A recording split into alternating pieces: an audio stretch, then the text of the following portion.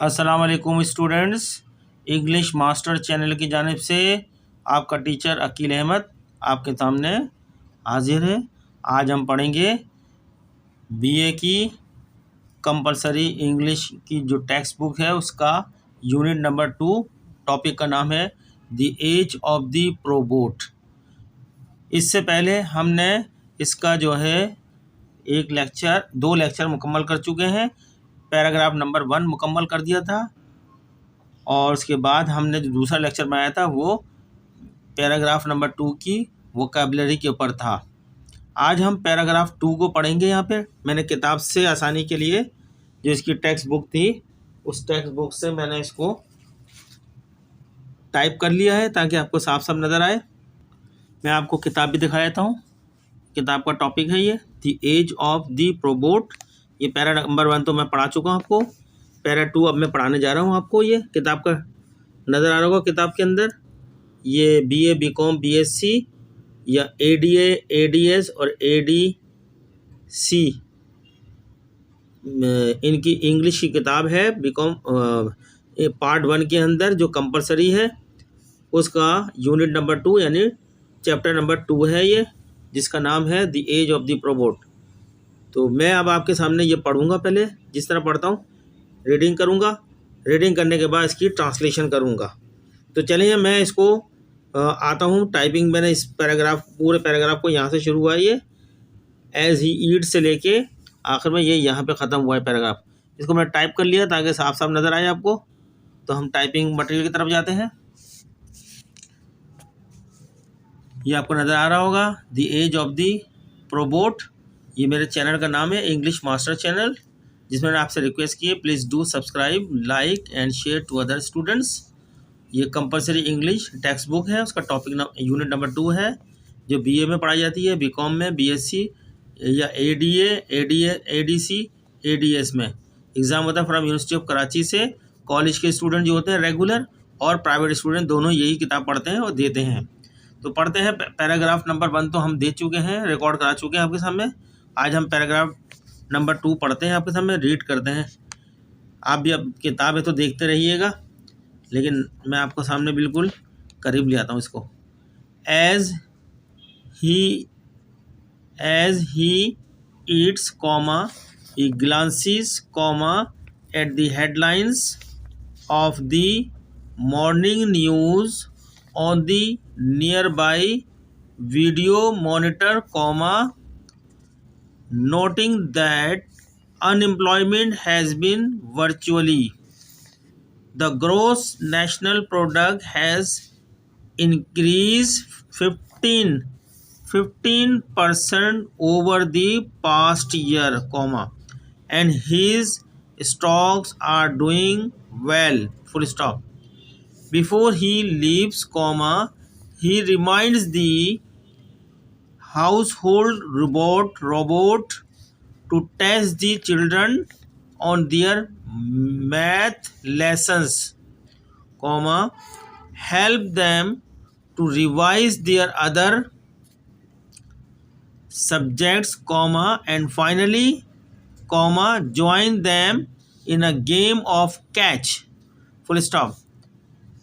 यानी game of catch यानी पकड़म पकड़ाई का खेल जो होता है full stop। he then steps into his transportation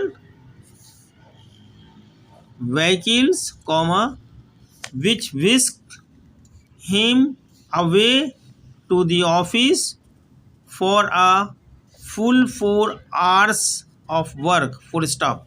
as he plans the remainder of the day comma he decides to spend the rest of the afternoon playing racquetball with some friends followed by some good reading full stop।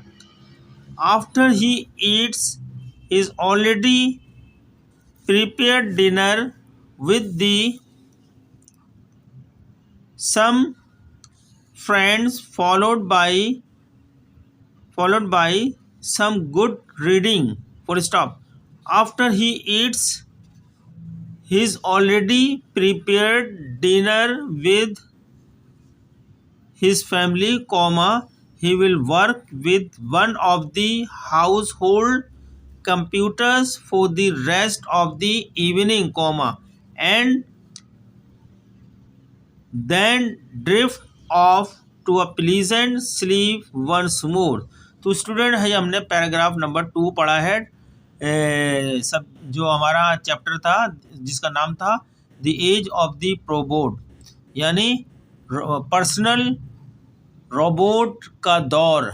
Personal robot का दौर यानी जब हर एक इंसान के पास अपना ज़ाती robot होगा अपने ज़ाती रोज़मर्रा के काम करवाने के लिए, उससे मुतालिक ये पैराग्राफ है।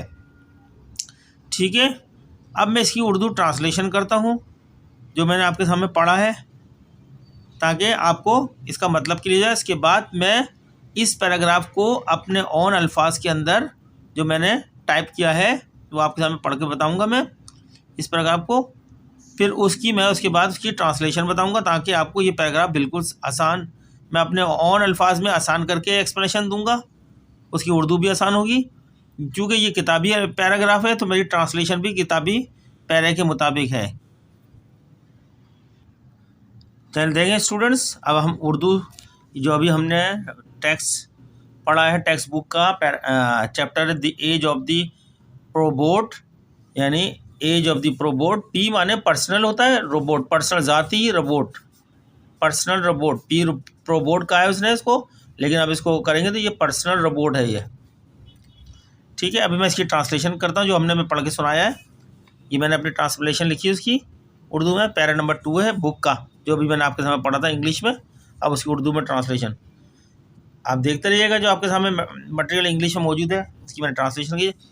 जब वो खाता है वो करीबी वीडियो मॉनिटर पर सुबह की खबरों की सुर्खियों पर नज़र डालता है, जिसमें ये नोट किया जाता है कि बेरोज़गारी का अमली तौर पर ख़ात्मा हो गया है। मजमूई कौमी पैदावार में पिछले साल के मुकाबले में 15% इजाफ़ा हुआ है और इसका स्टॉक अच्छा काम कर रहा है।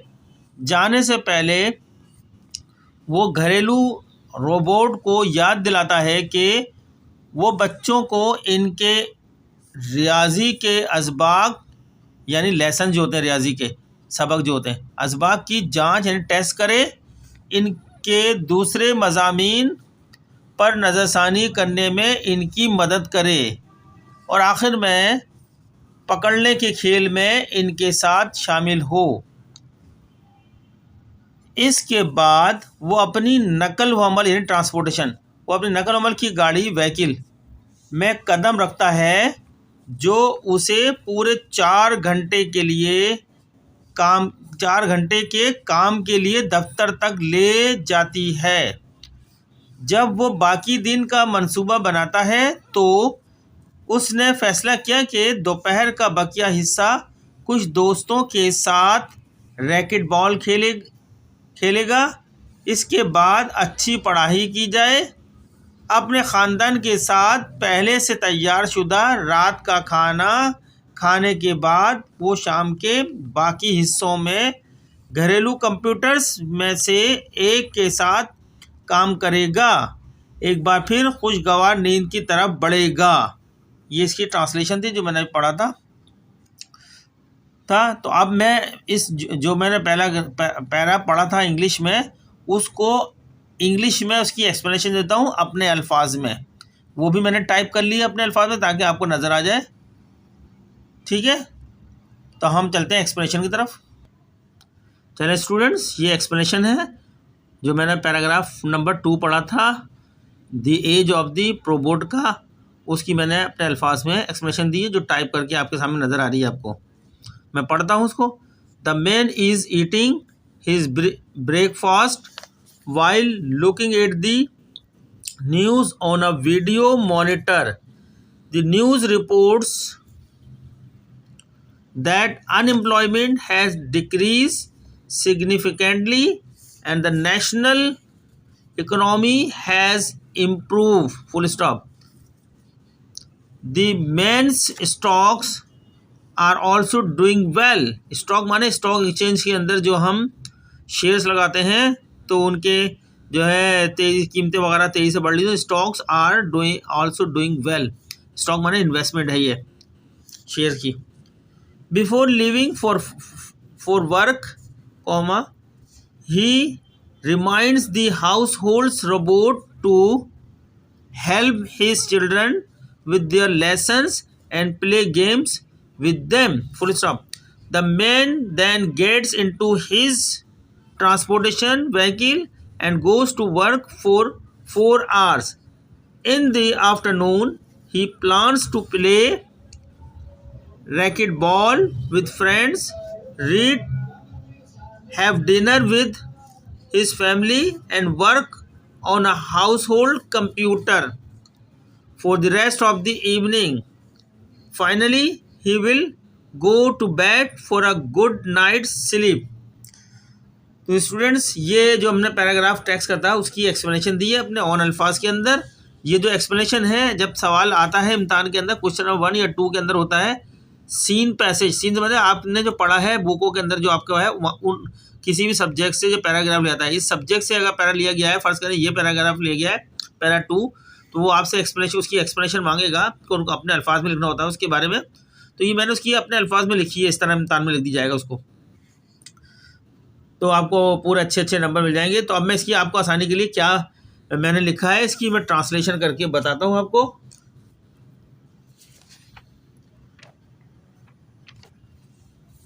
तो मैं ट्रांसलेशन आपको यहाँ इसी को मैं पढ़ के बोल देता हूँ। मैं आपको आपके लिए जो है मैंने लिखी है वो शायद आपको राइटिंग समझ में नहीं आएगी इसकी, अगर कहें तो मैं आपको पढ़ के दिखा देता हूँ हैंड राइटिंग में। चले मैं आपको दिखा देता हूँ आसानी से ताकि अगर आपको करना हो तर्जुमा। वीडियो मॉनिटर पर खबरें देखते हुए आदमी अपना नाश्ता कर रहा है। खबरों में बताया गया है कि बेरोज़गारी में नुमाया कमी हुई है और कौमी मईशत में बेहतरी आई है। आदमी का स्टॉक भी अच्छा काम कर रहा है, यानी स्टॉक एक्सचेंज के अंदर जो उसके शेयर ख़रीदे हुए हैं वो अच्छे चल रहे हैं, काम कर रहे हैं, प्रॉफिट। काम पर जाने से पहले वो घरेलू रोबोट को याद दिलाता है कि वो इसके बच्चों को इनके असबाक में मदद करे, यानी उनके लेसन्स में मदद करे पढ़ने में, और इनके साथ खेल खेले। इसके बाद आदमी अपनी नकल व अमल की गाड़ी में सवार हो जाता है और 4 घंटे के लिए काम पर जाता है। दोपहर में वो दोस्तों के साथ रैकेट बॉल खेले, पढ़े, ये इसका प्लान है जो उसने बताया, उसमें खेले, वो पढ़े, फिर उसको यानी गुड बुक्स अच्छी कोई किताबें वगैरह पढ़े, अपने ख़ानदान के साथ रात का खाना खाए और बाकी शाम के लिए घरेलू कंप्यूटर पर काम का इरादा रखता है। ये आखिर में वो एक अच्छी रात की नींद के लिए बिस्तर पर जाएगा। तो ये मैंने एक्सप्लेनेशन दी थी, उसकी ट्रांसलेशन मैंने आपको पढ़ के बताई है। अब इसके बाद इस टॉपिक में जो मुश्किल अल्फाज से वो मैंने वैसे तो उसके वो मैंने जो है उसकी एक वीडियो बनाई दी है अलग से, वीडियो उसकी उन अल्फाजों की बना दी है आपको। आप मेरे वो अल्फाज देख लीजिएगा, वो वीडियो नंबर 2 जो इससे पहले आई है इस टॉपिक पे, उसमें मैंने सारे जो इस्तेमाल होने वाले मुश्किल अल्फाज है उस पर एक वीडियो बना दी है। तो स्टूडेंट्स ये हमारा पैराग्राफ नंबर 2 मुकम्मल होता है, जिसकी एक्सप्लेनेशन भी दे दी गई है ट्रांसलेशन के साथ, और जो है इनके इससे पहले वाले लेक्चर में मुश्किल अल्फाज भी दे दिए गए हैं। नेक्स्ट लेक्चर में हमारा इंशाल्लाह जो है पैराग्राफ नंबर 3 से शुरू होगा, जो मैं आपको दिखा रहा हूँ। ये पैराग्राफ 3 यहाँ से शुरू करेंगे हम, यहाँ तक का पैराग्राफ। इसके तमाम वर्ड जितने भी इस्तेमाल हुए हैं उन तमाम वर्डों का मतलब भी बताएंगे उसके अंदर, ठीक है। इसकी ट्रांसलेशन भी करेंगे, इसको पढ़ के सुनाएंगे, उर्दू में ट्रांसलेशन भी करेंगे। फिर इस पैराग्राफ को अपने ऑन अल्फाज में एक्सप्लेनेशन देंगे इसकी इंग्लिश में, फिर उसी एक्सप्लेनेशन की हम उर्दू में तर्जुमा भी देंगे ताकि आपको समझ में आ जाए। और जो इसके मुश्किल अल्फाज हैं वो तमाम मुश्किल अल्फाज लिख के उनके English meaning and Urdu meaning, और बहुत से हो सकता है हम सेंटेंस की ज़रूरत पड़ी तो हम सेंटेंस भी बना देंगे उनके। तो उम्मीद करते हैं कि आज का लेक्चर जो है आपको पसंद आया होगा स्टूडेंट्स। अगर आपको हमारे लेक्चर पसंद आ रहे हैं तो हमारे चैनल को, इंग्लिश मास्टर चैनल को सब्सक्राइब करें, लाइक करें और दूसरों को भी शेयर करें, ताकि हम अपनी इन एक्टिविटीज़ में लगे रहें, आपके लिए जो है आसानी पैदा करते रहें। तमाम आपकी पूरी किताब को हम आसानी के साथ जो है ट्रांसलेट कर देंगे इसको उर्दू में, और इसकी तमाम पैराग्राफ को अपने अल्फाज में लिख देंगे ताकि आपको पढ़ने में आसानी हो, नोट्स बनाने में आसानी हो, एग्ज़ाम की तैयारी में आसानी हो, आपको किसी कोचिंग सेंटर जाना ना पड़े।